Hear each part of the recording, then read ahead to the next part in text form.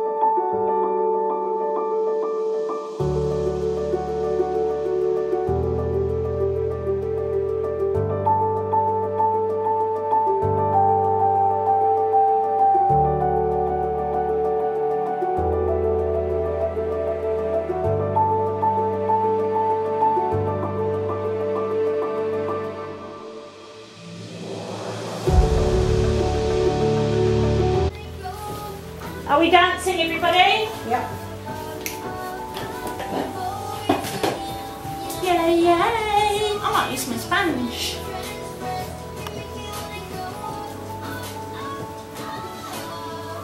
I'm just going to have a little bit of blue. Did you put a little bit more?